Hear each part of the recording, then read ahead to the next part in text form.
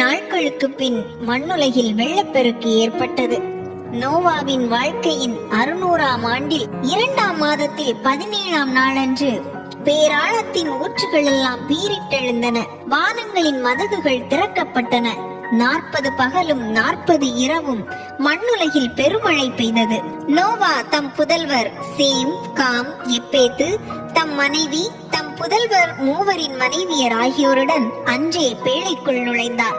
அவர்களும் அவர்களுடன் எல்லா வகை காட்டு விலங்குகளும் கால்நடைகளும் நிலத்தில் ஊர்வனவும் பறவைகளும் இறக்கைகளுடைய யாவும் உயிருள்ள அனைத்தும் ஜோடி ஜோடியாக நோவாவிடம் பேழைக்குள் சென்றன. கடவுள் அவர்களுக்கு கட்டளையிட்டபடி உள்ளே சென்றவை எல்லாம் ஒவ்வொரு உயிரினத்திலும் ஆணும் பெண்ணுமாக உள்ளே சென்றன. அதன் பின் ஆண்டவர் அவரை உள்ளே விட்டு கதவை மூடினார். 40 நாளாக பெருவெள்ளம் மண்ணுலகில் வந்து கொண்டிருந்தது. வெள்ளம் பெருக்கெடுத்து பேழையை தூக்க அது நிலத்திலிருந்து உயர்ந்து எழுந்தது. மண்ணுலகின் மேல் வெள்ளம் பாய்ந்து மிகுதியாக பெருக்கெடுக்க பேழை நீரின் மேல் மிதந்தது. மண்ணுலகில் வெள்ளம் பாய்ந்து பெருக பெருக வானத்தில் கீழெங்கும் இருந்த உயர்ந்த மலைகள் எல்லாம் நீரில் மூழ்கின.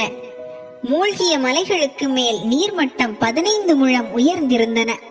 நிலத்தில் ஊர்வன பறவைகள், கால்நடைகள், காட்டு விலங்குகள், நிலத்தில் தவழ்வன மனிதர் அனைவர் ஆகிய சதையுள்ள உயிரினங்கள் அனைத்தும் மாண்டன.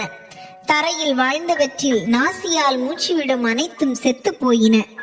மனிதர் முதல் விலங்குகள், ஊர்வன, வானத்து பறவைகள் ஈராக மண்ணில் உயிர் வாழ்ந்த அனைத்தும் அழிந்தன.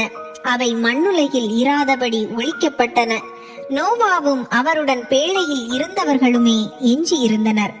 150 நாட்களாக மண்ணுலகில் வெள்ளம் பாய்ந்து பெருகிற்று.